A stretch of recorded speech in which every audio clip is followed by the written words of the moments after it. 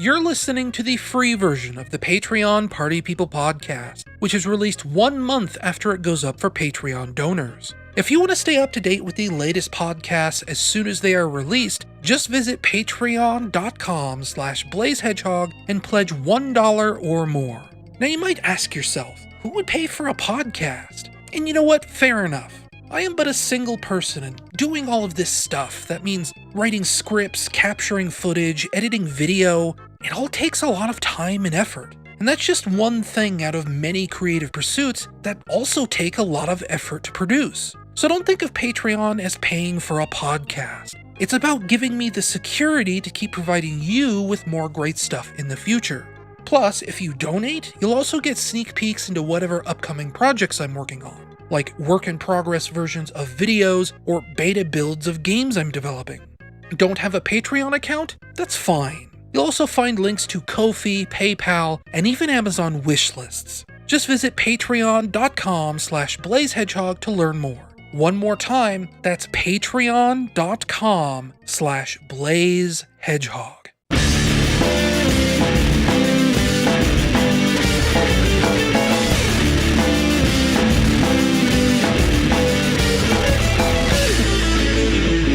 Hello and welcome to the Patreon Party People podcast. For me anyway, it is October the 15th, 2020, and I'm your host, Ryan Bloom. It's about 4 o'clock in the morning, folks, and I only tell you this because, actually, I kinda sorta was supposed to have a guest on. He was supposed to be on last month, too, and just the way things work out, you know, there just wasn't really time, because you know me, I tend to record these podcasts in the dead of night. We're talking like, you know, after midnight, super early in the morning. And, you know, most of the normal world is asleep at that point. So it's not really something that's super easy for me to do sometimes. You know, it depends on my sleep schedule, as it were. And my sleep schedule right now is as such where I am basically up all night. And, you know, that's kind of the way I prefer it, if we're being perfectly honest. I enjoy being a night owl. I like it when things are quiet, when there aren't like too many people awake. You know, it's easier to focus, it's easier to get work done, when I can just, you know, I don't even have to shut everything else out.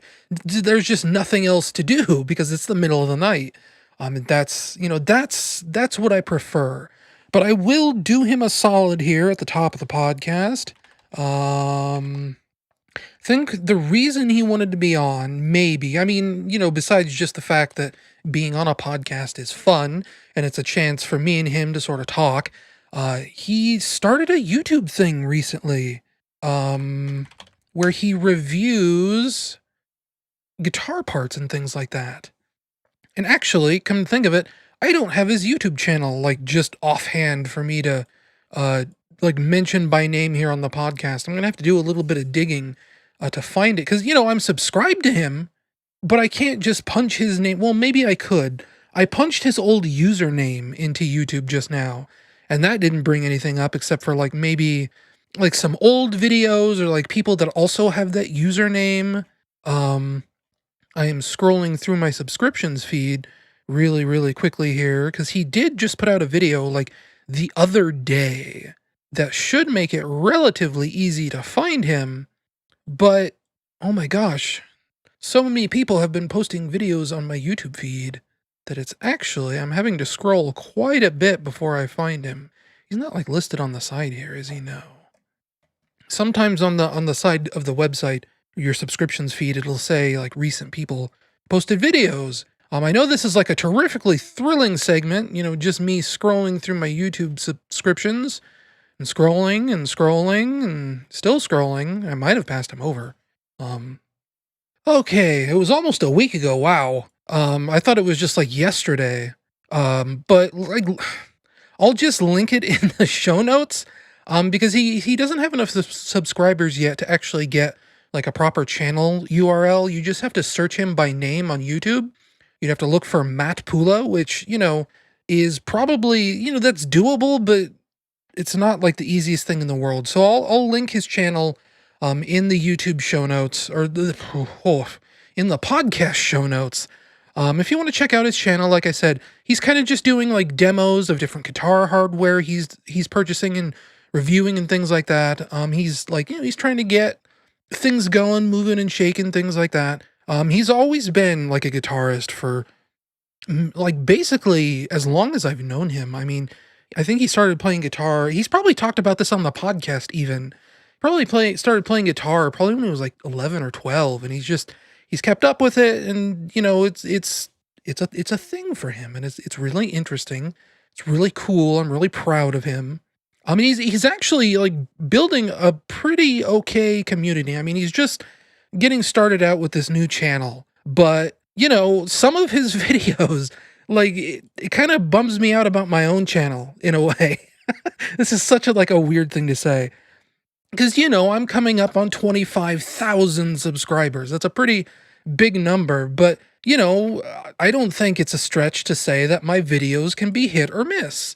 I just put out a Dare to Scare episode that is about 6 days old. I think I posted it the exact same day his last video went up, and it has 250 views, which isn't a lot for someone with, multiple tens of thousands of views or subscribers rather. But he has videos that are like, 1,000 views, 1,500 views, things like that. Oh my gosh, where did I put that tab now? There it is. Why did I? Oh, that's weird. So that I take that as a sign that he's doing a good job, that he's actually building up to something, and that he's doing the right thing. And that's pretty cool. So again, search YouTube for Matt Pula, Mattpula, and you should find him. His icon is like a purple MP. It's like a space background. I'm just making sure I can find it when I Google or YouTube search Matt Pula. Yep, first result. But then again, I am subscribed to him. So, go check out his stuff. Maybe he'll be on the podcast next month. I don't know. Maybe I'll continue just recording these at like 4 o'clock in the morning.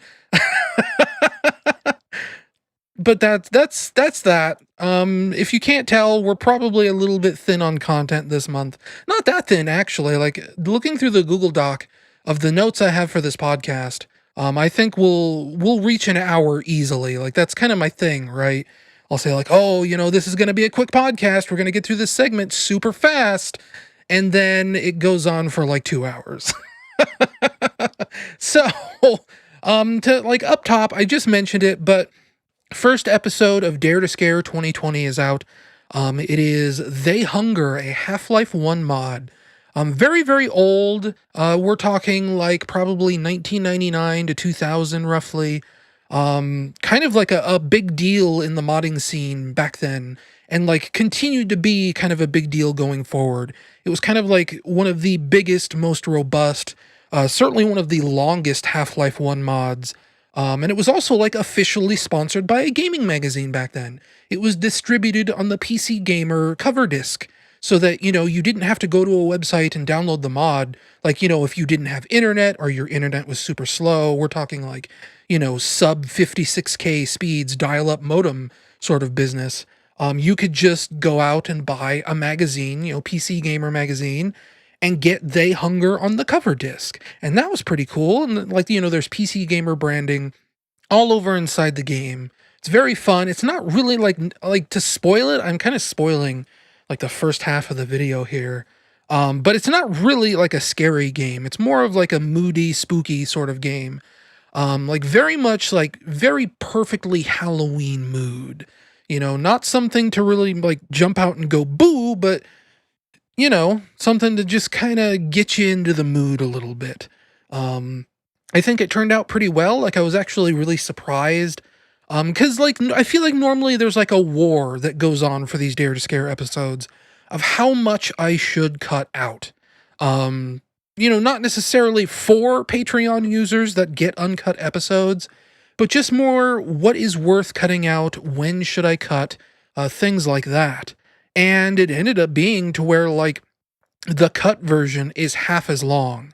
Cause that's the problem I go through here is that like, I never really want to cut anything, but after a certain point, it gets to where, like, I don't really have interesting commentary because I run out of things to say or whatever. And usually that's when the cuts start coming fast and heavy. But you also need to like maintain continuity with what's going on in the video, and it's a really hard consideration, what should be cut and what shouldn't. Um, Something that ended up being cut without me wanting to was the fact that I accidentally hit my recording hotkey about what was it? It was a little over an hour and 12 minutes into the video. So there's a chunk at the end of that recording where I was talking over gameplay footage for at least another 15, 20, maybe even up to a half an hour that never got recorded. There was this whole sequence. I talk about it in the video. There's like this thing with this train and this dam, and it's very like Highway 17 from Half-Life 2, except They Hunger predates Half-Life 2 by like 5 or 6 years. So real fun mod, real good stuff. Kind of gets a little frustrating. That was a lot of what ended up being cut out. Is They Hunger gets really, really, really, really difficult.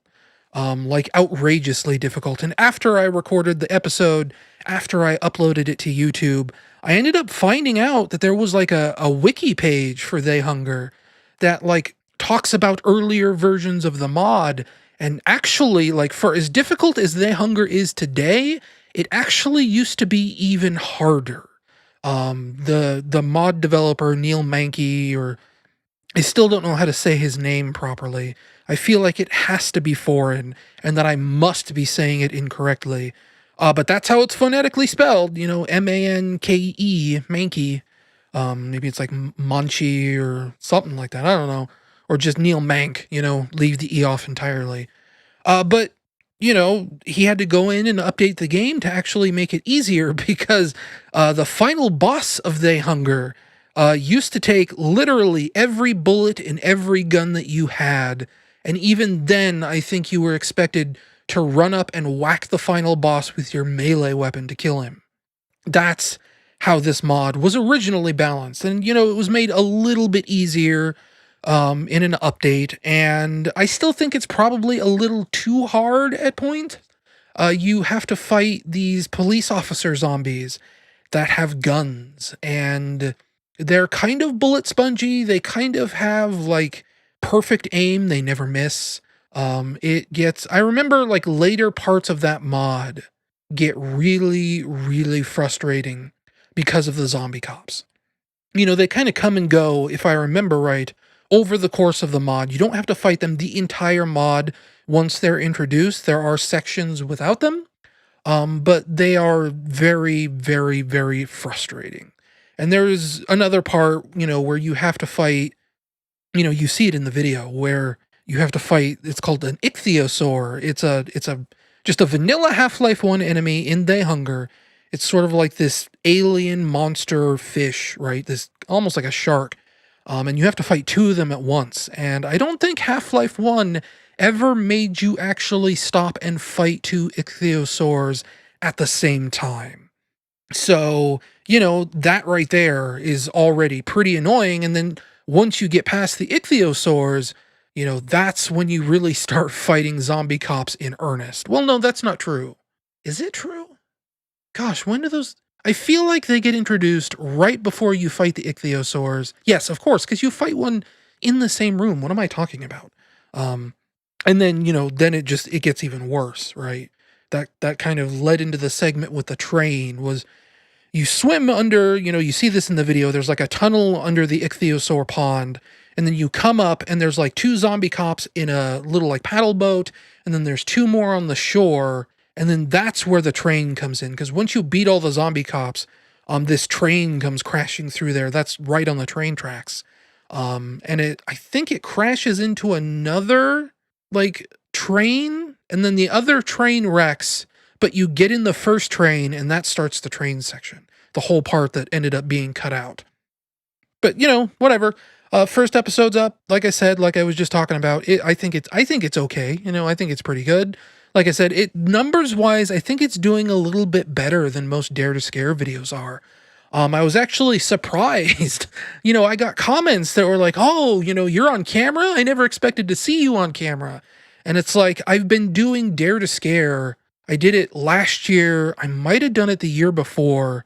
And then I did it 1 year back in Colorado, like 2016, right? So I've been on camera for this Dare to Scare series before, but new people are seeing it for the first time, which leads me to believe that people just don't click on those videos. Like, I've said this before, Dare to Scare isn't something that like really brings in views for me, but it's something that I want to do regardless because I personally think it's fun. It's Halloween. I kind of want to play horror games, so I might as well turn that into content for the YouTube channel, given that other people do horror game content for YouTube, and it's pretty popular for them. It's not popular for me, but maybe one day it will be. It probably won't be, but I'm having fun, and that's what's important. Um, oh, where was I going with this before that? Oh, yeah, like people, like first time viewers are seeing this, and I think it's because I'm changing the brand a little bit, right? I have a new intro, which I filmed with like my nice camera. The light panels I bought earlier this year for photography stuff, those come into play on the new intro. There's like a new thumbnail style. I think it's bringing more people in to watch the series that wouldn't necessarily click on it before, and that's good. That's something that I like. I don't think I'll become like a horror game channel anytime in the future. I think it's just going to be a Halloween thing, but it's nice to have more people watching these videos than they used to. Like, if I check actually right now, I know I've done a lot of like on the air fact checking lately, and that's kind of like people say that's poison for a YouTube channel or like for a podcast. Oh my gosh. Dare to Scare. Show all. Okay, so 1 view shy of 250 views on the newest video. And then, some of them from last year are like 319, 156, 181. Like people don't watch these videos. There's like a video here from 2016, the very first year that I did this, that has 213 views. So the newest episode of Dare to Scare this year has already done better than a video from 4 years ago. That's like 4 years accumulation of views. Like most of these, most of these don't even break 1,000 views. Oh, I do not treat my YouTube channel very well. I just kind of use it as a whatever I want to do instead of actually like trying to do things that people want me to do. Oh well, that's why it's taken me, 15 years to get to 25,000 subscribers? That's like what? 1,100, 1,200 subscribers a year? I mean, that's nothing to sneeze at, but yeah. Whew. There was also a lost episode of Dare to Scare this year. You may know, like I did last year, I did an episode of, what was it, Memories of a Lost Dimension that went up exclusively for Patreon. That was my test episode. I did another test episode this year for another Half-Life mod called Afraid of Monsters Director's Cut. It was a whole 20 or 30 minute recording that I ended up having to throw in the garbage. That's kind of a bummer, but also that's the entire reason I do test recordings, is so that I know if there's problems with my recording setup. Because, I have a tendency to just kind of open OBS and hit record and, not think about anything else. I just treat it like, my settings that I used last time are good enough, and I just go. And as it turned out, this time, no, the settings were not good enough. The game audio was super duper duper loud. You couldn't even hear my commentary or anything. And I started going through that footage thinking, I'll just post this up on Patreon for a special bonus thing.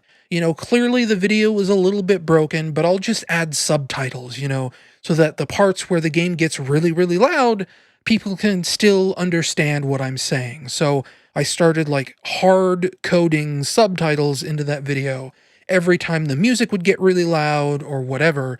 Because, Afraid of Monsters Director's Cut is a legitimate horror mod for Half-Life. and there are a lot of parts in that mod that are actually pretty quiet. So there were, like, long stretches where I was perfectly audible, but when the action would ramp up or when it would play like a particular piece of music, you couldn't hear what I was saying at all. I was just completely drowned out. And that's because, as I was explaining in the video itself, the video that got deleted, I have it sort of set up to where it's supposed to automatically duck the audio whenever I speak, and it wasn't doing that. In fact, if you listen to the They Hunger episode, it still isn't doing that, and I kind of need to figure out why. But I had also set up something in OBS where it's supposed to record different audio devices to different video tracks. This is something that like video formats can do, is that you can have, it's sort of like, on DVDs or Blu-rays or whatever, where you have alternate audio tracks for like director's commentary, alternate, language versions, things like that, Spanish language audio, whatever. You can do that with like an MP4 file or like even an AVI file. You can just have different audio streams. And what OBS lets you do is it lets you record different sources to different audio tracks. So what I could have ended up doing and what I tried to do was have my voice on one audio track and then have the gameplay audio on a different track so that it would be very easy to adjust the levels independently so that, if the game got really, really loud, I could turn down the game volume, but it wouldn't affect my voiceover at all. And in setting that up, months and months ago, before even this, episode of Dare to Scare, I set it up incorrectly. Or, like, I think actually now, remembering it, I think I originally set it up correctly, but then an OBS update undid my changes. So I had to go back in after I recorded this broken episode and realized the audio wasn't correct. I had to go back in and reset all my settings. And like I said, as you might have seen from the They Hunger episode, it's still not quite right. It's better than it was. I had to do like a lot of manual fiddling with the volume levels that I shouldn't have had to do because I have audio ducking turned on in OBS. But it is what it is. I think the They Hunger episode turned out fine. The Afraid of Monsters episode, it's a bummer that had to, not get posted as a Patreon exclusive episode. But I think it's fine. You're not really missing much. I have footage of Afraid of Monsters Director's Cut up on my YouTube channel. Right now, there's no commentary, and it's not even the full game, but it is up there. It's like one of the very first horror videos I uploaded to my YouTube channel. So, that's there if you want to see what the game looks like. I mean, it hasn't changed in the 9.5 years since it came out. So, it's still there. I am thinking of doing like a specific exclusive Patreon episode of Dare to Scare, though. Recently, it has come to my attention that in the episode of They Hunger, I mentioned there was going to be like a remake or a sequel on the Source engine. As it turns out, earlier this year, like 2020, alpha and beta builds of that They Hunger sequel leaked online. It's the sort of thing where the original like development company, Black Widow Games, they don't exist anymore. If you go to where their old website used to be, there is no website. For all intents and purposes, it seems like Neil Mank or Neil Mankey, however you want to say his name, it seems like, he's gone. He doesn't want to be contacted anymore. He sort of made They Hunger and like, his earlier mods like USS Darkstar. It's not called USS Darkstar. That's what I said in the video, and it's called something else, I found out. So let's also kill the pacing of this by looking it up. Oh, it is called US Darkstar. USS Darkstar. I got it right. I said it was something else in the video, so, but, his sequel / remake of They Hunger for the Source engine was called They Hunger Lost Souls. And it was announced, all the way back in like 2008, like maybe even earlier than that, maybe like 2007. It was very like prime source mod territory. And I think it was one of the first cases where Valve actually gave him like a Source engine SDK development kit, like just gave it to him randomly. Cause they liked his mod. And, it was going to be like a proper retail product. And he put out all these screenshots and, it was going to be a thing. And then, not much later, it sort of just kind of vanished off the face of the planet. I'm actually reading the Wikipedia here. I guess the last thing anyone ever heard from Neil Mank and Black Widow Games was when the developers of the Sven co-op mod for Half-Life 1 announced they had partnered up with Black Widow Games to develop a co-op version of They Hunger, which was released in December of 2008. That was the last time anyone ever heard from this guy. Yeah, even his professional work, he stopped making games, he stopped working on games in 2003. Wow. But yeah, I'm basically just trying to cover my own butt here to say that an alpha version of They Hunger Lost Souls exists on ModDB right now. And it seems, at least to me, like, Black Widow Games, Neil Mank, whatever, they don't care. It's out there, it's up there, it's been out there for months and months and months and months, and it hasn't been taken down. There hasn't been any big expose, oh, he's super mad that this leaked. Even if you read the description for this leak, it sounds like it's by one of the developers who's just putting it out there so that their work can be seen. And it might even be Neil himself. I mean, I don't want to make any assumptions. It's probably not Neil himself. Again, like I said, by all accounts, it sounds like this guy just fell off the face of the planet. Not long after 2008, we'll say. But still, it sounds like, it's abandonware at this point.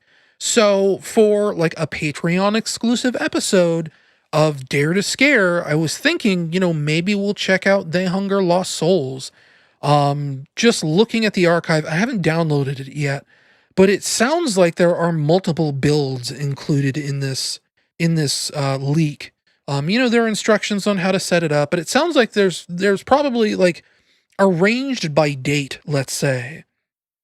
There are multiple builds in here of what it looked like at different points in development. So I don't really know how we'd handle that. Ideally, what I'd want to do is do a video where I kind of come into this blind and I don't really know what's in it. But if there are multiple builds to play through, multiple pieces of content to explore, it would be kind of difficult to kind of make it a compilation video, I think. I don't know.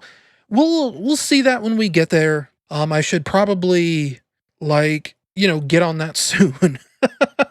Maybe after this podcast, tomorrow or whatever, we'll think about looking at that. I also need to record the next episode of Dare to Scare here soon.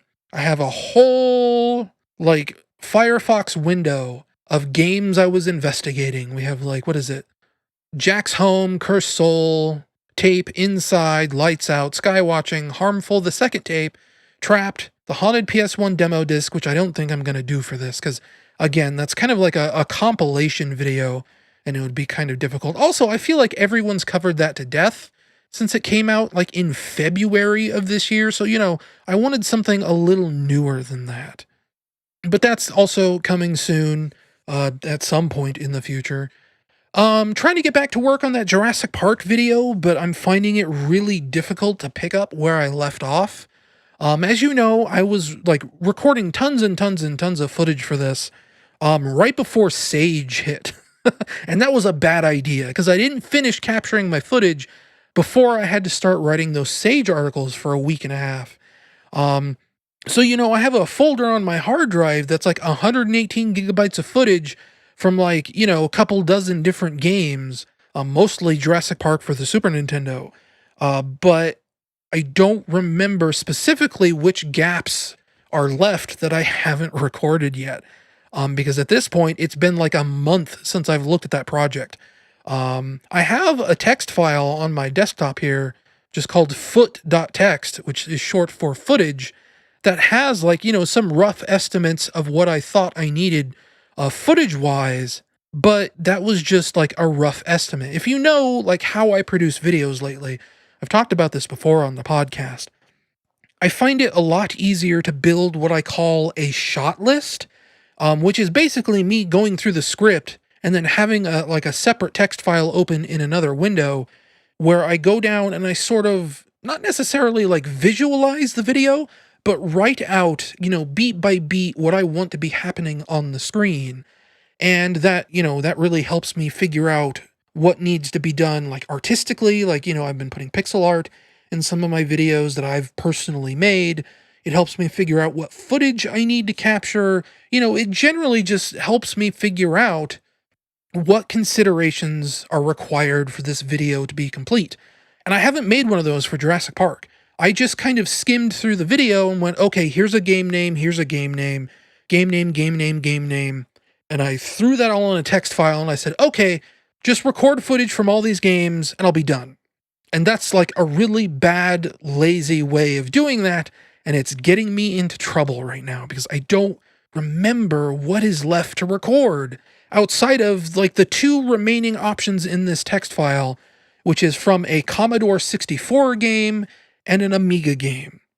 And I remember, like, specifically, I was having trouble with that because, getting these old consoles to emulate, these old, like, British computer platforms to emulate requires kind of a lot of setup.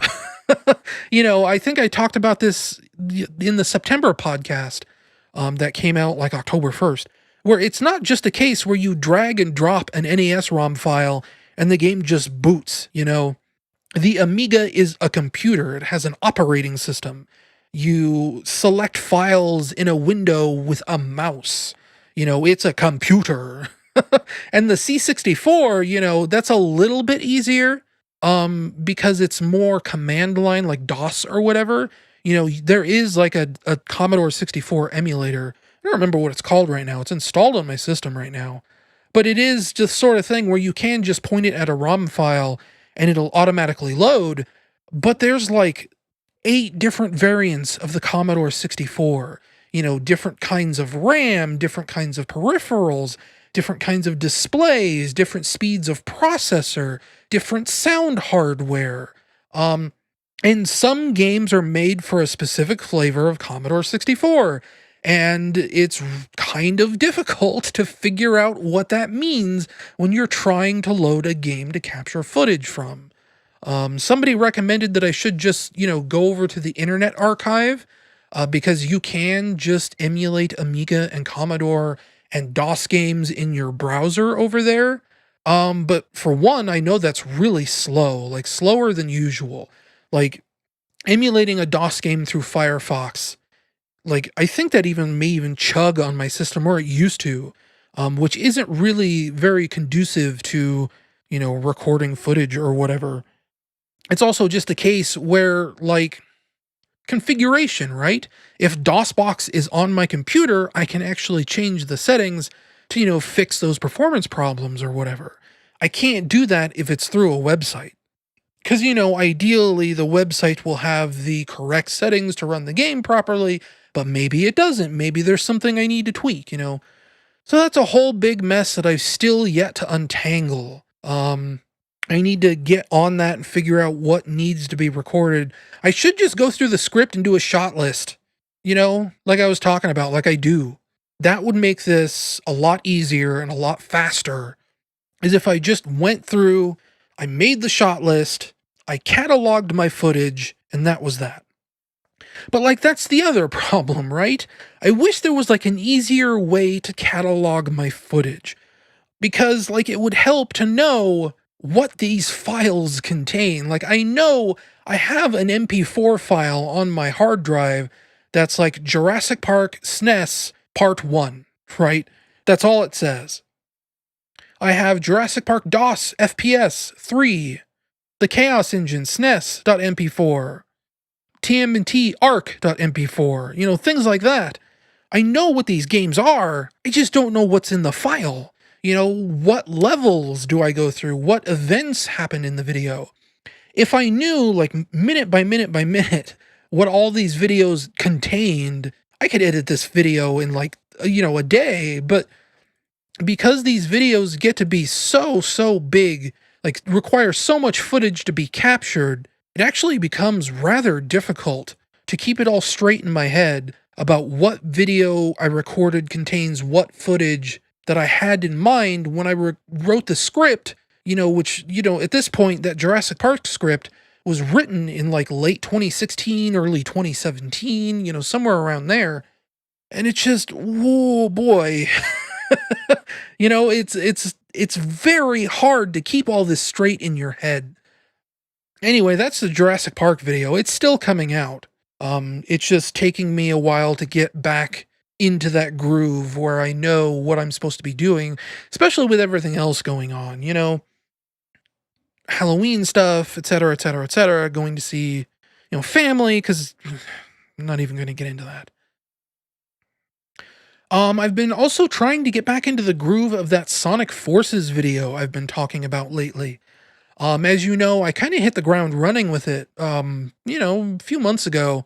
Kind of wrote like a lot. Like I've been scrolling through what I've already written in this video, and the current version of the script anyway, is already 6 pages long, and I feel like I'm only halfway through talking about what I want to talk about. So, this is going to be probably like, yet another 30-minute video minimum. And then there's like, the actual Google Docs text file is actually closer to 14 pages long, because, it contains all of like the bits and pieces and things I've written over the years as I've tried to figure out what I want this video to be. Just little like fribbles of information, different structures, ideas to explore, things like that. And something I'm planning on doing after I get all this written and done and out is that for Patreon, I kind of want to just post up the raw script for this, so that people can actually see like all the half-written ideas that are trapped in here. Some of them are longer than others. Some of them are just like bullet point lists of ideas. I thought there was more actual like script fragments in here, but that might actually be in a different document somewhere. Because, this Sonic Forces video has, taken on different forms over the years that I've said that I wanted to do a Sonic Forces video. And in that process, it's evolved to be different things about different topics, different subjects, things like that. So there are like bits and pieces of older scripts somewhere in my Google Docs probably that are like, completely different takes on this video. So the idea is that, once I get further along on this video, I'll post the whole script to Patreon with all the fragments so that you can just, kind of see like a behind the scenes thing to see where my head was at, how I sort of like sifted the ideas out of my head, as it were, because this video in particular has gone through so many different revisions as I've tried to find what the video should be about. That sounds a little more aimless than I think I intend for it to sound. The current version of the script is actually something that I've had in mind for a really, really long time. I think I've talked about this before, actually. I don't want to spoil it right now because it is very much still in a state of flux. But like I said in a previous podcast, I think it was August, it's kind of shaping up to be like a sequel to my Fixing Sonic video. Or like, not even necessarily like a sequel, but sort of just like, almost like a do-over in a sense. A little bit less backseat driving, a little bit less attacking someone else's video, and more just kind of, nitty-gritty deconstruction on exactly what led to Sonic Forces being such a weird kind of nightmare game. But, when I started writing this idea, it wasn't about Sonic Forces. It just so happens that Sonic Forces makes for a pretty good jumping off point to talk about what I want to talk about. Because it really is like literally the worst example of the ideas that this script originally embodied. So, kind of getting back into the groove there, trying to like break out of writer's block a little bit. Because at the end of the 6th page here, I kind of reach a point where it feels like almost like the video is wrapping up a little bit, but I don't make the points that I wanted to make. So you know, I still kind of have to sort of you climb up one mountain and then you kind of barrel down the next mountain. Not you climb up one hill and then come running back down that same hill in the opposite direction. That's kind of the way this script is feeling, right? Is you climb up and up and up and up to the point you're trying to make, and then you have to just go, running back down the hill the opposite direction to kind of reach the destination you're trying to hit. This is a very belabored metaphor, I know. Like, just bear with me. It may make more sense when this video comes out in 2023. Oh, I joke, but I really should get this out before Sega even announces the next Sonic game. So, ideally, after this Jurassic Park video is done, I should probably start work on this Sonic Forces video. Finally, almost 4 years late. But, what can you do? So it goes. I think that's just about it for upcoming things on the channel. Like I said, kind of a thin podcast this month. I still found plenty of things to talk about, though. We're at least on the counter here before I run all my editor magic and sort of, use Audacity's truncate silence feature. We're at about 45 minutes. I assume that's probably going to smash down to probably closer to 40 minutes once I sort of shorten all the silences out. Especially that big long silence at the beginning there when I was looking up my cousin's YouTube channel. But that's going to be it for this intro segment. We do actually have a very long secondary segment coming up where I talk about movies and games and other things that I've been doing since the last podcast. It's Halloween, so, I've been getting into watching a little more horror movies. I mentioned last podcast Super Mario 35 had just come out. I hadn't played it yet. I have played it now. We're also going to talk about Donkey Kong Country 2, Need for Speed Payback, Spelunky 2, and even some corrections on the Fortnite segment. Stay tuned.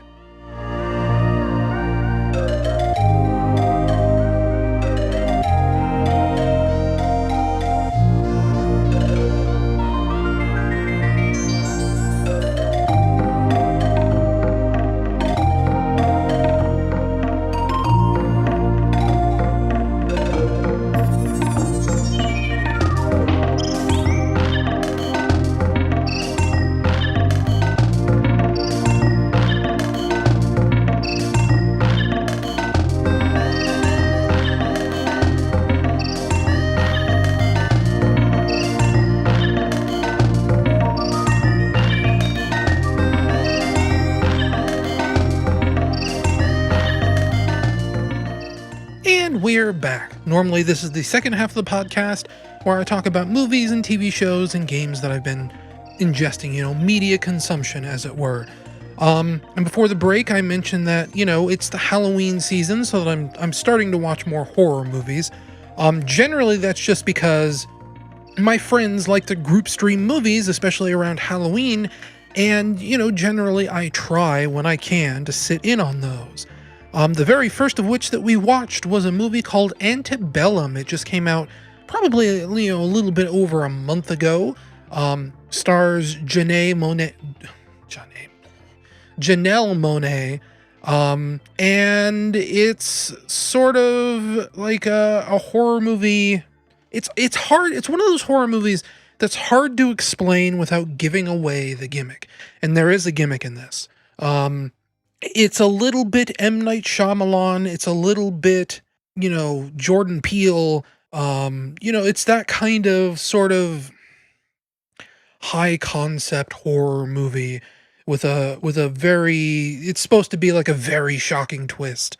But there was a particular line I read in, I forget if it was IMDb or Amazon or whatever, about who made this movie. And apparently it was made by two marketing executives who are known for being super woke in their advertisements.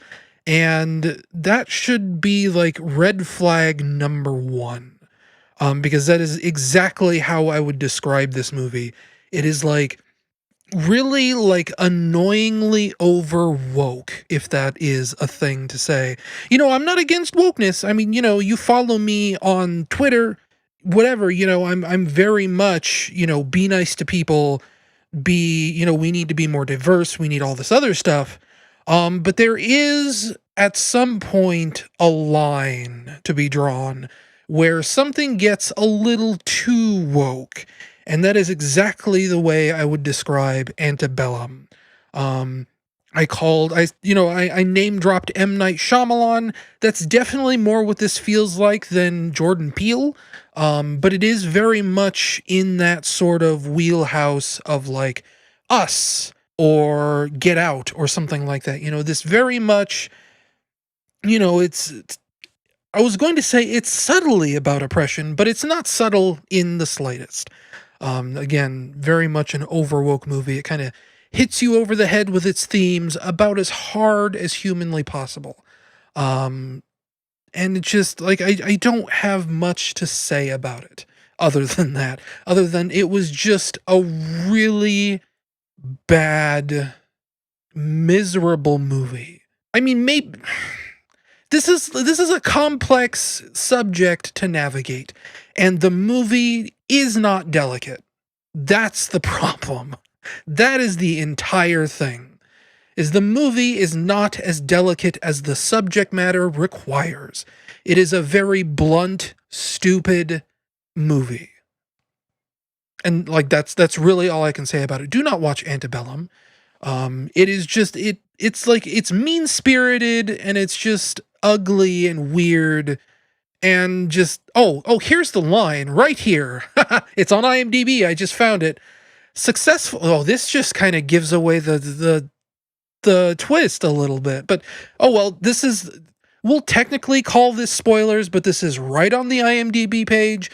This is right off the ad copy for the movie. This is what the studio says about this movie storyline. So even though I personally consider it a spoiler, it's probably not actually a spoiler.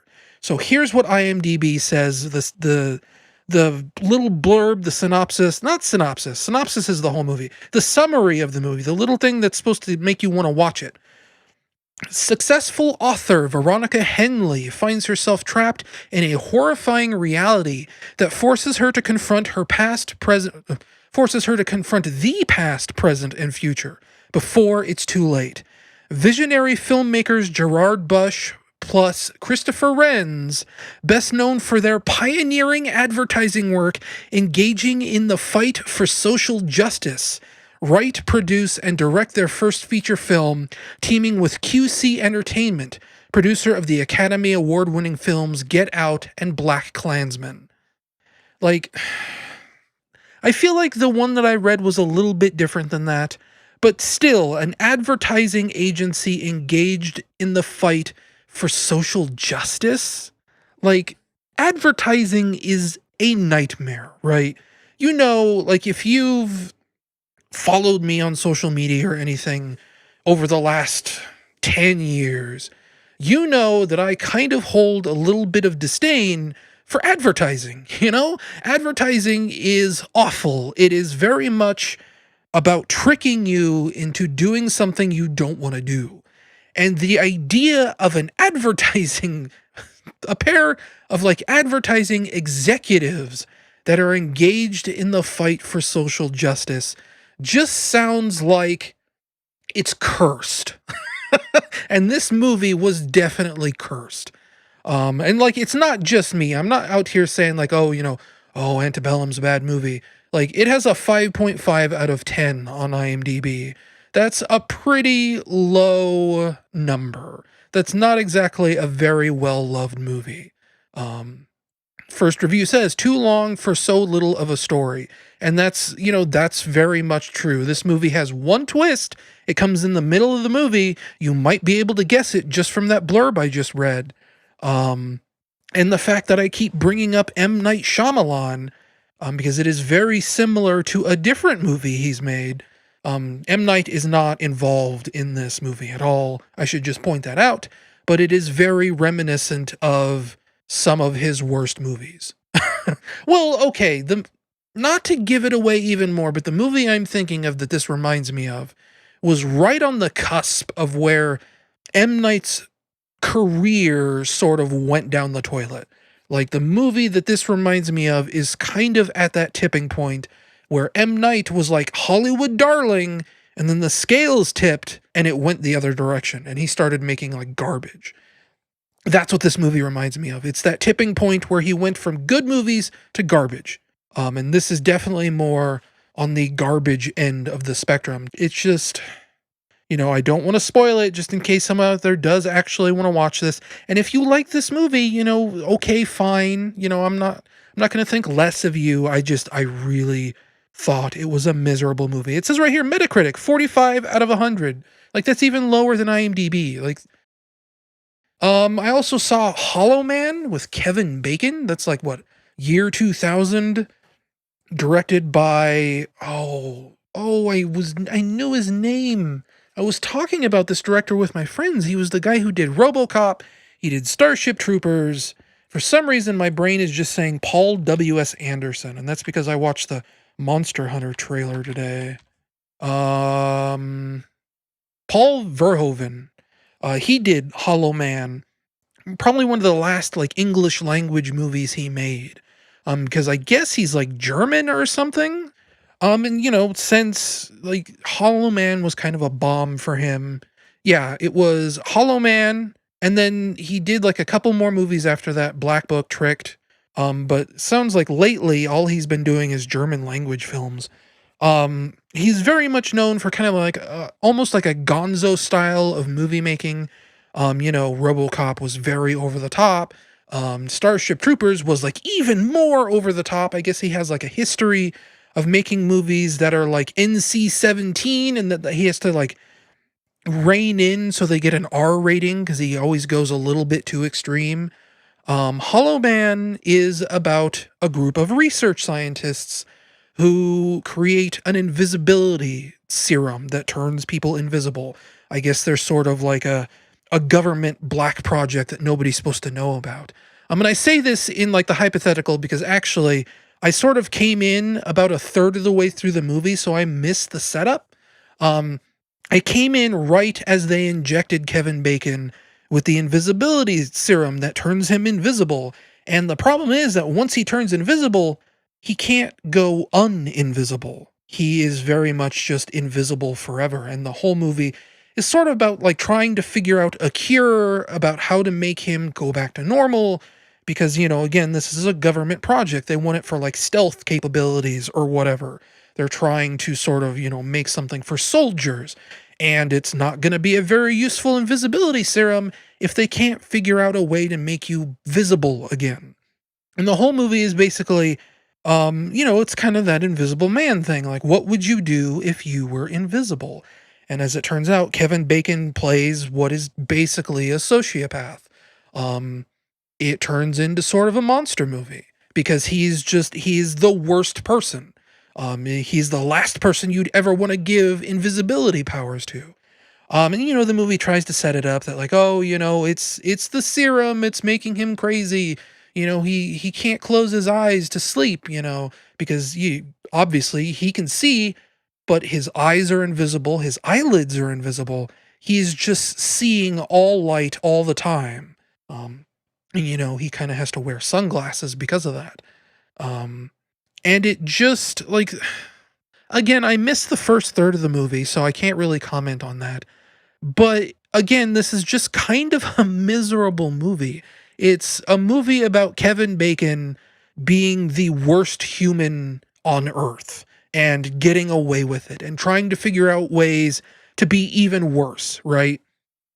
I will just straight up say this. There is a scene where Kevin Bacon's character, Dr. what is it, like Sebastian, I think his name is?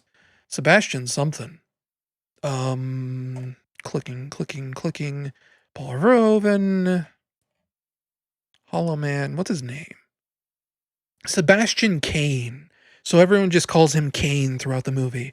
There's a scene where Cain rapes a woman. And that's very horrible. And you read like interviews from Paul Verhoeven talking about the movie, and he's like, we didn't want to be too violent. Like the original cut of the rape scene was way worse, but we figured, we wanted people to think Cain was a hero until he hits a point like a turning point where you can't explain away his actions anymore. And it's like, dude, like even the rape scene that's in Hollow Man, even before the rape scene in Hollow Man, he is a bad person. He's a really bad person. He is like a gigantic like piece of garbage to everyone. He's a jerk, he's a creep, he's a weirdo. Um and it's just, it's not entertaining, it's not fun. He's not a hero. Like, oh my gosh, he is not a hero. And then, this, I've heard like the first third was really boring. The third I saw, the second, like the middle act, we'll say, was a little boring, but it was mostly just kind of hard to watch because it was just, a creep's adventures out into the world where he, kills and rapes and just is a monster basically. And then the last act of the movie, like that's when it actually gets interesting. That's when Hollow Man, I would say, genuinely gets good because it turns into a monster movie, He doesn't like become like spoilers, he doesn't like become a mutant or anything, but it sort of becomes this sort of thing where like everyone is being hunted by the Invisible Man. And it's very much like very creative ways about, how they make him visible so that, he doesn't kill them or whatever. And it's just it turns very interesting very quickly. Lots of like very like way ahead of their time visual effects, where you can see through people as like they're turning invisible. There's a point where since they can't make, Sebastian Kane visible again, they sort of like spread this putty around his body so that, he at least has like fake visible skin around, his face and his eyes and his mouth so that he's not just totally invisible all the time. But he's still invisible. Like, they have to cut eye holes so that he can see out of, but you can still see into the eye holes inside this like latex mask they've given him so that, it looks hollow in there when he has his sunglasses off. And it's a really cool effect, really, really like really advanced CGI. Some of it looks a little dated, I'll give you that. But, if you read about it on Wikipedia, there's like really advanced techniques for how they achieved like, the water effects in this movie. There's lots of just really cool like tech stuff in that last, we'll say like 30, 40 minutes, where, they're hunting the Invisible Man. And it's just that part, that was just the whole movie, right? Hunting the Invisible Man. How do we make the Invisible Man visible so that he doesn't kill us? That would have been a much better movie. But as it stands, it was merely okay. I wouldn't say it was like a terrible film by any stretch of the imagination. Mostly it was just that last act of the movie where, it really ramps up the action and the suspense and the drama and everything else that really seemed interesting. But we'll say, the first 2/3 of that movie, probably kind of boring. That's probably about it for movies right now. Again, we're only about 2 weeks into October. Still got a couple more weeks left. Usually when we group stream movies, it's usually on the weekends. Last podcast I mentioned Super Mario 35 had just come out, like the day of or the day after or the day before, something like that. And actually, I hadn't played it at the time, but now I have, and I can definitely say that Super Mario 35, I guess to like recap what it is. So, as part of their Nintendo Switch Online subscription service, Nintendo developed and released something called Tetris 99. And Tetris 99 is basically just a Tetris battle royale. You connect to a server and there's 100 other people playing Tetris at the same time as you, and you can target specific boards on the list to send garbage blocks back and forth, and that's kind of how you compete to become, the Tetris Grandmaster or whatever you want to call it. That's Tetris 99. Super Mario 35 takes the format of Tetris 99 and breaks it down so that it's only 35 players.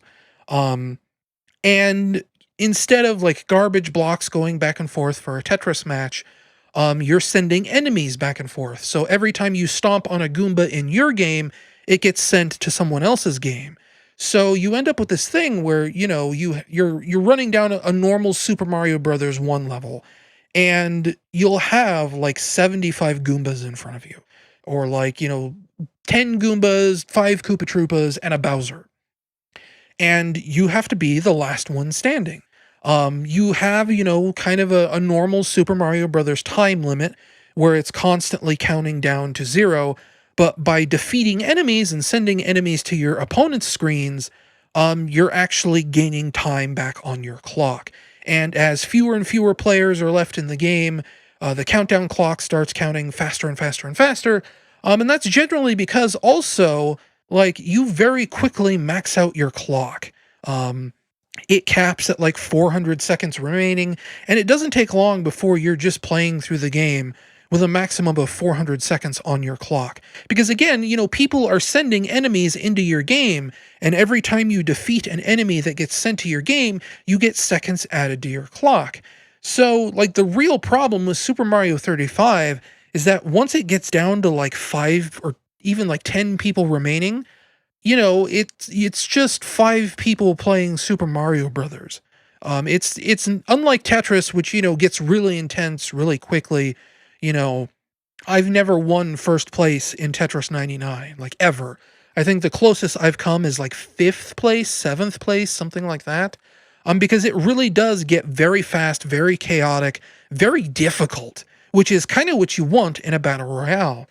With Super Mario 35 or Mario 35 or whatever you want to call it, as long as you're familiar with how Super Mario Brothers plays, it never gets to be very stressful because you're just, everything dies in one hit. If you have a fire flower, you can kind of inch your way through the level, and it never gets that intensity that Tetris 99 had. The last 5 people left alive in the game, it can go for, 5, 10, 15 minutes because nobody has anything challenging to deal with. And that's kind of the rub for this game. Like, everyone was really upset when Nintendo said the Super Mario 3D collection, 3D All-Stars, was going away on March 31st. And so was Super Mario 35. They are very much time-limited things. And in the case of Super Mario 3D All-Stars, that's a bummer. That game should be around more. It shouldn't be taken away. With Super Mario 35, it kind of feels like a quick and dirty sort of thing. Like, it's very much a promotional item that doesn't really need to stick around for very long. It's more of like an interesting experiment than it is like an actually fun game. I'll admit, I still keep playing Tetris 99. Every now and then I'll be like in the bathroom or on a road trip or, at a family house, like a family get together sort of thing. And I'll play Tetris 99 there. I have no desire to really play very much Super Mario 35 because it's just playing a version of Super Mario Brothers where you have 1,000 enemies to fireball. It's not difficult. It's not interesting, like, even at all. It's fun to like mess around with a little bit at first. It's not like totally irredeemable or even bad or anything, but it's not something that I want to stick around for very long. Because it is just this, fun thing to mess around with for a little while, and then when it goes away, it's just like, okay, bye, don't come back, that kind of thing. It's fine for what it is, but it is just not as good as it could be. And like, I keep thinking about ways to make that more intense, right? Super Mario Brothers 1 has this thing where, when you get close to fighting Bowser, these fireballs start appearing on screen. Maybe when it gets down to like the last 7 players, maybe they could have those fireballs start appearing on screen. That'd make things more intense. Just something to make it more difficult than just being able to crawl your way through every level as slowly as humanly possible. Maybe if it had even like an auto scroll sort of element to it, where the game, started forcing you forward so that you couldn't just inch through with a fire flower. That would be more interesting than what we have right now. Maybe combine the two, Maybe after like half the players die, it starts automatically scrolling forward, and then it starts scrolling a little bit faster and a little bit faster, and then the fireballs start coming in. And, it really becomes this challenge of how do you survive this while also being inundated with hundreds and hundreds of enemies that are coming in from other players' screens. That would be way more interesting. Um, Apparently there was a fan game that was like a Mario Battle Royale. That people are saying was better than Super Mario 35. Unfortunately, I never got to play that Super Mario Battle Royale fan game, so I can't really comment on if it, how it compares to Super Mario 35. All I really know is that Super Mario 35 is kind of boring. It's not the worst way to spend 40 minutes. But it's not great. It's only okay. Something that got added to the Nintendo Switch Online app recently was Donkey Kong Country 2 Diddy's Kong Quest. And, if you know me, I like Donkey Kong Country. Like around Christmas every year, I tend to replay the first Donkey Kong Country. And that's because that's very much like a Christmas game for me, right? I have a very distinct memory of playing Donkey Kong Country on Christmas morning. And it's the sort of thing where I remember watching my mom play Donkey Kong Country because this was back when, she still played the occasional video game. So, she likes Super Mario Brothers. I'd pass her the controller on Donkey Kong Country. It's very much a Christmas morning, Christmas week sort of game for me. Very much embodies those sorts of feelings where, when I'm starting to feel the warm and fuzzy holiday feelings, I start to feel like I want to replay Donkey Kong Country. And I also do that because Donkey Kong Country is actually like a really short game. When it first came out, what was it, 1994, 1995, it felt like a decently long video game, but that's also because I was like 13 years old. And when you're 13, even 10 minutes feels like an eternity.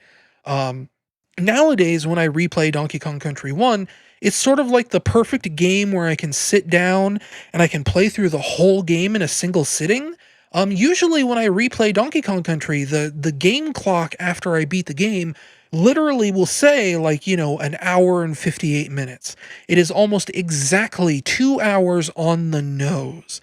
And that's kind of the perfect length for a video game, for a video game that you're playing through in a single sitting. And when it came to replaying Donkey Kong Country 2 over the last, I don't know, 3 or 4 years, let's say, I kind of felt like the game's overstayed its welcome a little bit too much. Donkey Kong Country 2 is very much a way longer game than the first Donkey Kong Country. And, at the time, I was feeling kind of like that wore me down a lot. It was kind of almost the same problem I complained about with Sonic Mania, right? Where it's very much just this thing where the levels just go on and on and on. A level in Donkey Kong Country 1 is like 90 seconds long, maybe 2 minutes at max. And then you get to Donkey Kong Country 2, and levels are 6, 7, 8, 10 minutes long. They are very, very long experiences, and it's very much a game that is balanced around the idea that you can't get very many checkpoints. There's only like 1 or 2 checkpoints per level. It costs a currency to save your game sometimes. It's very much like it feels sort of like a marathon sort of game in a way that feels, at least to me now, exhausting, And some of that I would attribute to sort of like emulator syndrome, right? My Super Nintendo is packed away. I think I own Donkey Kong Country 2 on a cartridge, but the Super Nintendo is not something that I really pull out. Because my Super Nintendo is broken for one thing. I still haven't repaired that, by the way. But it's just not something I dig out and really play through. So it's that emulator syndrome. I don't know, like this is something that happens to modern day people, but back in my day, when Super Nintendo emulation was like this new, exciting, fresh thing that no one had ever seen before, you amass this list of games in your emulator folder, and you're kind of spoiled for choice, right? You don't know what to play first. You're just kind of here. Hang on, I hear like beeping outside my window. I think the trash truck's here. It's very distracting. But, like I was trying to say, emulator syndrome is like this sort of thing where you're so spoiled for choice on being able to play, literally everything. You can play Super Mario World, you can play Donkey Kong Country 2, you can play Final Fantasy 6, you can play Final Fantasy 4, you can play Falcon's Revenge, you can play F-Zero, Mario Kart, Mega Man Soccer, Mega Man 7, Mega Man X1, you can play Demon's Crest, Super Ghouls and Ghosts, Final Fight, Saturday Night Slam Masters, hundreds, maybe even like 1,000 games, that you never really get the feeling that you can focus on any one game for like a complete playthrough, right? And that's kind of why Donkey Kong Country 1 was the perfect game, because, you could play through the whole game in a single sitting and you wouldn't have to worry about these distractions, about, playing a game for 2 hours, saving your game, and then forgetting about it because you play, 40 other games.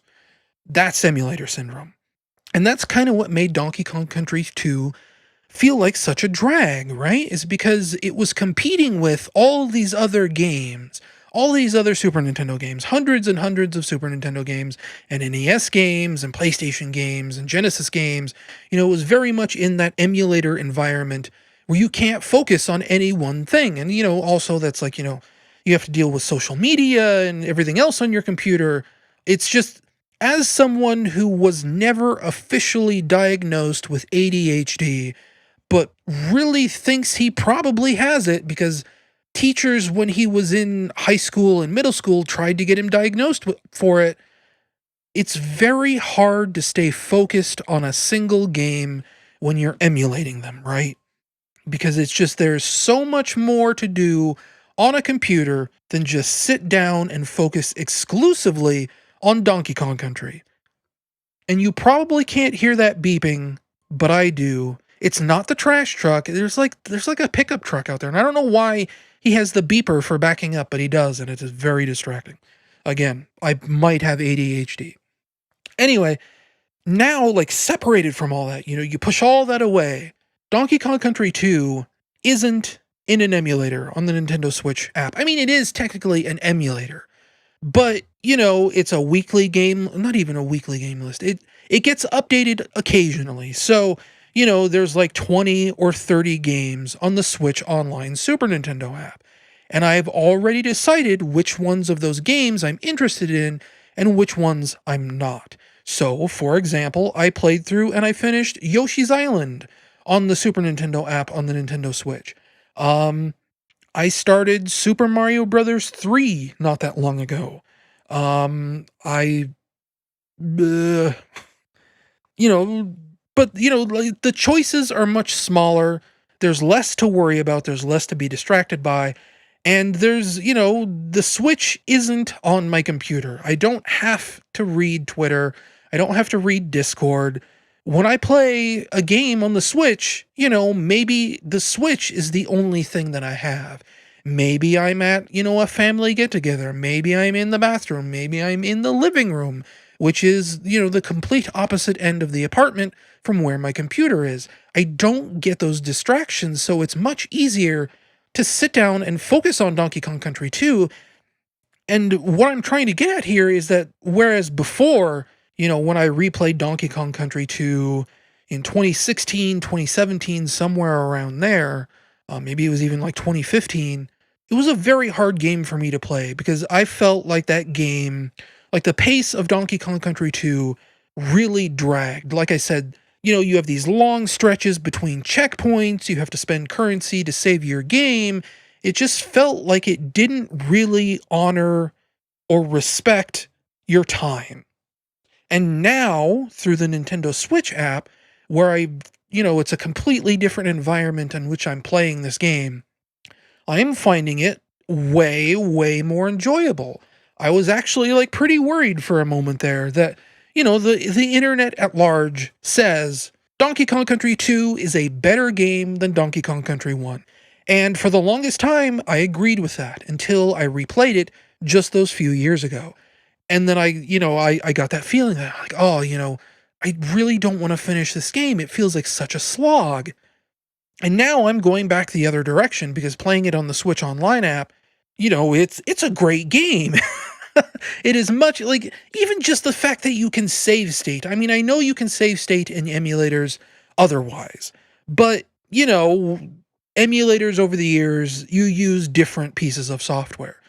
First everyone used ZSNES, then it was, SNES 9X, then it was BSNES, and then it was RetroArch with the BSNES core, and then there's Hygan, and there's, all these different Super Nintendo emulators, and they all have different save state, like hotkeys and functions, and it was the sort of thing where, I didn't like using save states when playing retro games through a PC emulator. But through the Nintendo Switch Online app, it is so fast and easy to just finish a level, drop a save state, turn the Switch off, and I'm done. That's it. That's all it is. And it just, this environment of being able to stop anywhere I want, and, I'm away from distractions, I can just focus on the game itself. It really, like, it transforms Donkey Kong Country 2 into feeling like this long, like overly long slog, back into probably the best Donkey Kong Country game ever made. I'm very much enjoying Donkey Kong Country 2 now that I'm playing it through the Switch Online app. And I realize all this sounds like super weird. This is like the most subjective thing in the universe. I can't even necessarily stand by it as a honest, solid explanation. It could just be that the last time I played Donkey Kong Country 2, I just wasn't in the mood for it. I've actually sort of been falling out of the mood of replaying Donkey Kong Country 1 every year. And that's kind of why I replayed DKC 2, actually, is because it was Christmas. I was starting to feel, I want to play Donkey Kong Country. And I was kind of getting sick of DKC 1. Because, I've been replaying it every year, like clockwork, for like 9 years now. After a certain point, it turns into like this muscle memory where you're not even playing the game anymore. Your brain is shut off. Your hands are working under their own mind or whatever. You're not playing the game anymore. You're just going through the motions. And I was starting to get sort of bored of Donkey Kong Country 1. So I really do think it was like 2015, 2016. I decided, okay, instead of DKC 1, I'm going to play DKC 2. And like maybe it just hit me wrong back then. I mean, I don't really know. But what I do know is that it's hitting me very, very right now. So, maybe we're talking, this big complex thing of like emulator syndrome and now free of distractions and all this other stuff. Or maybe it's just a good video game, that it can just be a good video game, right? Like, I don't have to quantify this in a 20-minute deconstruction of my own personal emotions. It just can be a good video game. That's all it can have. That's it. That's it. That's the tweet. It's just a good video game. I've also been playing Need for Speed Payback on the PlayStation 4. This game was free for PS Plus users this October because for some reason, you think, oh, Halloween, it's spooky video games time. What does Sony give you? They give you the worst Need for Speed game ever released. I mean, that's technically horror, right? But yeah, Need for Speed Payback is not a great game. I think this was the last game by the development team that gave us such winners as like Need for Speed The Run, Need for Speed Undercover. They were like the B team, let's say. Need for Speed, I don't think they did the Most Wanted in 2015 or whatever, but they have not been, if you think of like all the bad Need for Speed games, I think it's been attributed to Ghost games or Black Box games or whatever you want to call them. And Need for Speed Payback is not a good game, not by any stretch of the imagination. If I had to boil it down into something, digestible for a blurb on a podcast, it's basically just a bad Forza Horizon game. There are speed traps, there are stunt jumps, there are collectibles in the world. There's like, one of the things in Forza Horizon are these barn finds, right? Where you find like this broken down, run down old car that's just kind of rotting away in a barn somewhere, or like a garage or whatever. and you drive out there, you find it, and you restore it. And literally all it is drive to this point on the map, and then in an hour, you get a notification that the car is restored. That's all the barn finds are in Forza Horizon. Need for Speed Payback has something very, very similar called derelicts, where, there are like these boss characters driving around the world, like street racing gangs, as it were. And every time you beat a street racing gang, it seems like they give you a derelict. And this is like, the body of a broken down, rundown car, but it's missing parts. So instead of just being this one car that you get that just automatically gets restored by someone else, you have to drive around the world and find like all these broken down car parts that are just kind of sitting out in the middle of the world in like a ditch somewhere. Like it'll be all like, here's a box full of wheels, here's a box with a turbocharger in it, and they're just like by the side of the road, or they're out in the middle of nowhere by, like near landmarks sometimes. And it's just the barn find concept, but made like 1,000 times more tedious, because, they really do try to hide these boxes. You kind of have, you get like these photos of where the boxes will be, and you have to match the photo, kind of by looking at the map and driving out there and seeing, landmarks and things like that. But even when you know where the part is, they always make it so that it's really hard to get to. Like you have to find a specific stunt jump that will lead you to this part. And it just makes it all so much more tedious. And like the other confusing thing is that you're not just playing as one character, you're playing as like this team of 3 characters. And some characters, some car classes go to specific characters and some don't. So I was streaming this on Discord the other day to a friend, and I got my very first derelict mission, which was to restore a Fairlady Z, which is, a very famous classic car, very pretty, very fast. And after I had restored it, it told me, what kind of car class do you want this to be? Do you want it to be a street racer? Do you want it to be a drag racer? Do you want it to be an off-road racer? Or do you want it to be a runner?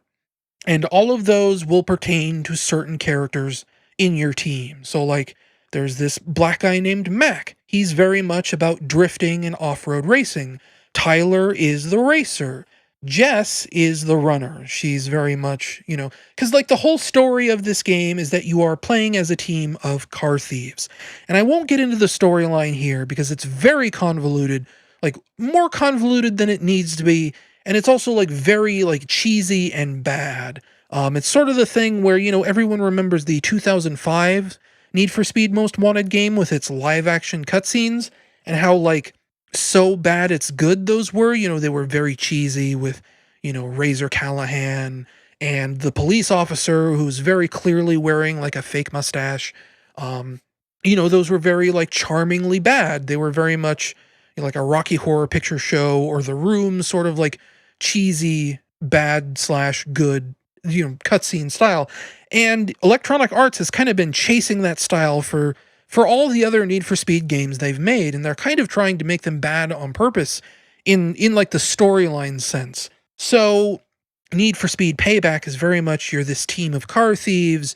You get caught stealing a car, you get double crossed stealing a car, and there's like this very like hyper complicated dynamic where you're working for the guy that you stole the car from because he wants revenge on a street racer gang called the House. And the thing about this game is it's full of like gambling puns, like the worst gambling puns you can imagine. So the street racing game is called The House, like gambling. The house rules, the house wins. You're talking about the casino in a general sense when you say the house. But also the house is this evil street racer gang that, double crossed you and stole the car that you stole. And the guy you're working for is called, he has a name, it's like Jacob Weir or something. But all anyone in the dialogue refers to him as is the gambler, right? And there is one like really particularly bad line of dialogue. If I was getting fancy like I was with the last podcast, I'd actually splice in the audio clip here. He's trying the gambler Jacob Weir is trying to get you to work for him so that you can team up against the house. And your main character, the guy that you're playing as at least at this particular point in the story, Tyler doesn't want to work for the gambler. Where's the car? Lena Navarro. She played us both and took it for the house. Did she? You're useless to me. Enjoy prison.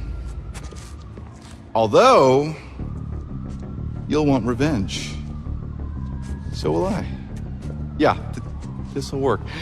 You'll be the ace, but I'm the one who holds the cards. What are you talking about? Hear that? Cops are almost here. Go to jail or work for me. Eat, sleep, drive when I say, and when the time is right, you get what you want. Do I have a choice? There's always a choice. And it's just really bad gambling puns like that. Like, he's supposed to be like this big cool guy. He's like saying, oh, you think you're hot, but I'm the one in control. You're the ace, but I hold all the cards. And it's just like, oh no. And there's more like that, Just the writing in general is terrible. Terrible, terrible, terrible. In a way that feels like it's trying to be bad on purpose, which just makes it even worse. Like, you think about how storylines wrap around from being bad to good. When you try to be bad on purpose, you kind of block the ability for it to wrap around, and it's just bad. That's the storyline in Need for Speed Payback. And like the world is really annoying to navigate. So, with like a game like Forza Horizon, right? Starting with Forza, well, it dates back to even the first Forza Horizon game, but starting with Forza Horizon 2, they started adding a lot more off-road segments, right? You could drive through fences and gates and things and just go driving around like big grassy fields. So you could just, if you had like an event on the other side of the map, you could either follow the road to get there, or you could drive off road and just kind of drive as the crow flies, right? Just going over hills and mountains and grassy fields and through forests and whatever. Need for Speed Payback is also about off-road racing. Like, again, you have this character that you play as, Mac, that is very much about driving off-road vehicles, but they didn't get the memo to open up the world. It's still very much a game about following roads. Even off-road, there are roads out there in the dirt, and you have all these like rocky cliff faces and things that you can't drive up. You just slam into them. Even when it looks like you're able to drive up them, there are invisible walls that prevent you from driving on the rocks. There was actually one really like pseudo-hilarious sort of terrible thing that happened to me while I was streaming this game to a friend the other day. And I hit this ramp to jump over these rocks, and all of a sudden, in midair, I slammed into an invisible wall, and I fell straight to the ground, because they don't want you crossing these rocks. So this becomes like a serious problem when you're trying to, say, find car parts on the map and match them to like specific like clue photos that you have that tell you where they are. So you might know where a car part is, but it's on the opposite side of the map. So how do you get there? Well, you can't just drive off-road, because there technically is no off-road. There are a couple of like very wide open zones where you can just cut loose and drive on the open dirt and whatever, but most of the game, like 95% of the game, it feels like, is following roads. So, it gets to a point where I'm trying to find this turbocharger for this car that I'm trying to restore, and I'm trapped in the city, okay? I have to take the highway out to this specific section of road where the car part is, but how do I get on the highway? Okay, well, I'll drive around these side streets until maybe I find my way there. But where's the on-ramp? How do I get to the on-ramp? If I take this road that looks like it goes down to where there might be an on-ramp, it takes me away from the highway where I can't see where I am anymore, and I get lost. And, like, that's really crazy to me because I personally feel like I have a very good sense of direction. I know north, south, east, and west. It's not hard for me to figure out where I need to go. I'm very good at finding my way through, whatever. And for me to get lost in these cities and not know how to get on the on-ramp to the highway that takes me out to this car part feels absolutely insane to me. Like, I've never had a game do that before, where I don't know where to go. I don't know how to get there. And I must have spent, 20 minutes driving around this city just trying to figure out where an on-ramp is so I could get onto this highway.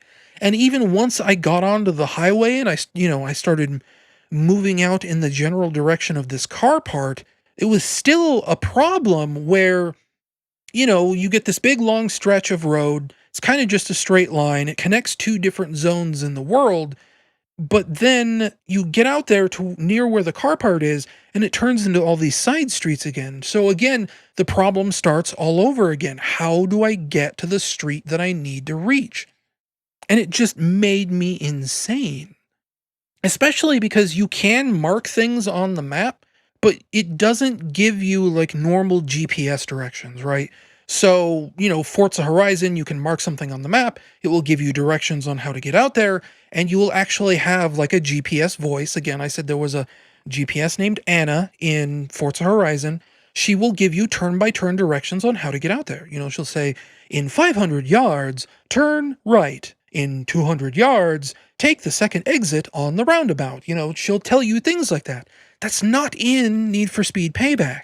You might get a line on your minimap telling you where to go, but more often than not, you don't. What you have to do is you have to actually pick a destination. So, if there's like a gas station out there and you tell the game, I want to drive to the gas station, then it will, it'll put a line on your map so that you know which turns to take to go out there. But if you mark on your map where you think this car part is, it doesn't give you turn-by-turn directions for that. And even when it does give you these turn-by-turn directions, it doesn't give you like a voice that tells you where to turn. You just have to keep one eye on your minimap at all times.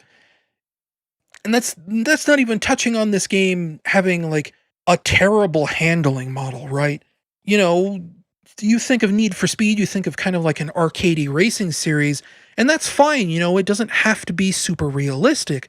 But Need for Speed Payback in particular kind of feels like a PS1 game. The game that I think about a lot, I think, is Test Drive 6 on the PS1. It had like a Dodge Viper on the cover. Yes, Test Drive 6. Where it just feels really like stiff and like your car is made of plastic, and it feels bad to drive. And that is like the number one thing that I don't like about Need for Speed Payback, is just the handling model feels like garbage. It does not feel like a good game to play. And yet I can't stop playing it. Well, I can stop playing it. I've only played it twice since I installed it 2 weeks ago. But it is such a weird thing to me how this game got made. Because the story is garbage, the map is garbage, the handling is garbage. Especially, like, again, I say that, like, Need for Speed Payback has a whole class of off-road cars. It has a whole character dedicated to off-road racing. And the off-road controls are what is the worst thing about this very bad racing game. Because you spin out and you fishtail so easily. The whole thing about this game is that they want it to be very easy to drift, right? It's very much, Fast and the Furious. Oh, we're street racers, we drift. That's the big thing. So instead of, most racing games, when you drift, you're going full speed into a turn, you pump the brakes, and you turn your car. And that throws your tail out a little bit, and that's kind of how you drift. It's a little more complicated than that, but that's the general idea. Is that, you pump the brakes and you go into a drift. Need for Speed Payback doesn't do that. I mean, you can do that if you want to, but it's really programmed so that if you turn hard enough, you'll automatically get locked into like a drifting state, like a special drifting state. And what this means is that it's actually like super, super, super, like incredibly, insanely easy to oversteer. It just feels like garbage to drive these cars. And that thing of oversteering and drifting way too easily, it gets 10 times as bad when you're off-road. You know, you're just fishtailing all over the place when you do that. It is a nightmare. I hate it. So I will probably stop playing Need for Speed Payback very soon. Oh boy. Very recently, I played we'll say like about 45 minutes of Spelunky 2. I do not own Spelunky 2, but a friend share played it to me over Steam so that I could play his copy over like a video stream. It was a little bit laggy, you know, it was not the easiest thing to play, which is part of the reason why I only played it for about 45 minutes. But he'd been complaining to me for days and days and days and days that Spelunky 2 was too hard. And, you know, I kept brushing him off because, you know, it's kind of a roguelike. It's kind of supposed to be hard on purpose. And he kept, you know, bugging me saying, you know, hey, you've got to play this for yourself and you got to see it. So I finally gave in the other night and, you know, I can't say that I was necessarily frustrated by Spelunky 2 because again, you know, only 45 minutes. That was maybe like 5 runs. But to me, the game feels like it's a little more complex than Spelunky 1. There's too many moving parts. There's too many ways for things to cascade into a massive failure that aren't necessarily your fault. If you've played Spelunky 1, then you know that there's traps, right? There's golden idols, and if you take the golden idol, then it spawns like a big boulder, and sometimes that boulder can trigger problems that you weren't predicting. You know, maybe it gets you in trouble with the local sacrificial god. Maybe it, you know, damages a shopkeep and it pisses him off, or, you know, just whatever. You know, it's this one singular thing that can totally like ruin a run early on. In Spelunky 2, there's like 10 of those things, and they can all happen at the same time. So, you know, there's like an idol you can steal that can then, you know, curse you from the sacrificial god, and maybe that triggers something that pisses off the shopkeep. And then, you know, there's these enemies, these moles that dig through the ground, and maybe they come up at the wrong time. And like, there's just a lot of different elements that can chain together to kill you in ways you can't necessarily predict or even prevent. There are way more arrow traps in the game and way less ways to disarm arrow traps. The way it generates the world can be a lot more difficult. And the way he tells me is that, you know, later levels, once you get past the first area, everything starts like turning into one-hit kills. And, you know, it definitely sounds like a more frustrating game. But at the same time, I also just keep thinking that, you know, maybe it's just more of a roguelike, you know? I've played a couple of roguelikes over the years. I used to play something called Powder, a homebrew DS roguelike that's also on like, you know, PC and Linux and all these other platforms. And Powder was a game that, you know, a run could be 2 minutes long because you spawn into a dungeon and the very first potion you drink is poison and it kills you. You know, that's the kind of game that a roguelike is that, you know, sometimes the dice just roll snake eyes and you're dead. And that's more what Spelunky 2 feels like. And, you know, every now and then, if you read like things that Derek Yu has said about the way he develops Spelunky and games like that, it sounds like this was on purpose. Like he wanted to make the game harder because he wanted to emphasize more of the roguelike elements. It really sounds like Spelunky 2 is kind of the game he wanted Spelunky 1 to be. It's just the way Spelunky 1 turned out was because of like, you know, deadlines and time constraints and things like that. So it ended up being sort of like this simplified roguelike experience, whereas Spelunky 2 is way more like true, pure roguelike, where things can just kill you forever. So I don't know. And again, only 45 minutes. You know, I can't really have like a true definitive opinion on Spelunky 2 just yet. And it's also the sort of game, like, one thing that share play proved to me is that I don't need to buy Spelunky 2 yet. You know, I didn't hate my time with Spelunky 2. I didn't get frustrated by Spelunky 2. but I do not feel the urge to buy that game because I've never even finished the original Spelunky. I've made it all the way to Olmec, but I've never actually beaten him and seen the credits roll that I can remember. That's one of those things where I know I've seen Olmec, but I don't think I've ever seen the credits roll. I'd have to check my achievements, and I'm not going to do that right now. But it's one of those things where, like, maybe if someday in the future I eventually actually do finish Spelunky at least once, then maybe I'll think about buying Spelunky 2 on sale.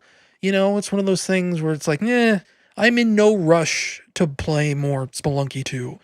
Again, did not hate the time that I spent with it through a friend's share play, but I do not feel inclined to spend, $25 on that game right now? 15?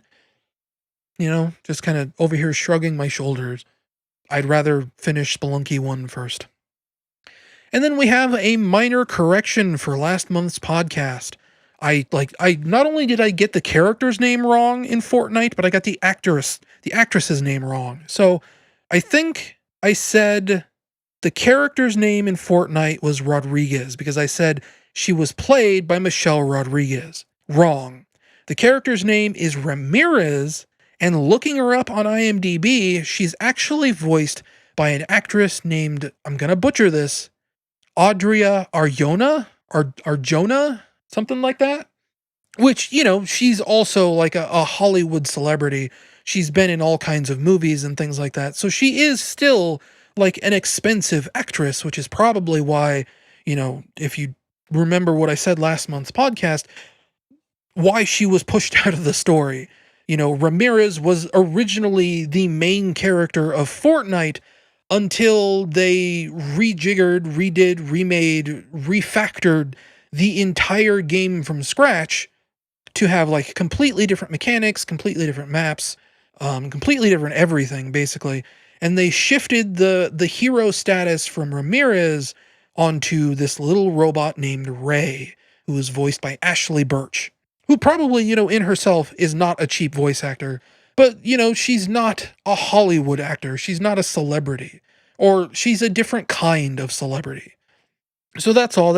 I just wanted to do a little bit of a correction there. I didn't want to spread misinformation or anything like that. But with that, the podcast is over. It has been in October, and I will see you guys in November for yet another episode of the Patreon Party People podcast. I will see you then. And, just as a general reminder, look up on YouTube, Matt Pula. He's my cousin. He does very good guitar reviews and demos. If you're into like recording hardware, he's a guy to look at nowadays, I think. And also check out Psycutlery. Look up eyesandeverything.com to figure out their website and see the game in action. I feel kind of bad that I didn't put like Psycutlery promos in the Dare to Scare videos, but I feel like that would be better suited in like the credits for, a big like video review, like the Jurassic Park video, right? That's where I would put a promo for Psycutlery, would be in the credits for that. I don't know. I feel weird about it. I should probably put a Psycutlery mention at the end of the next episode of Dare to Scare, but that will be then. This is now, and the podcast is over.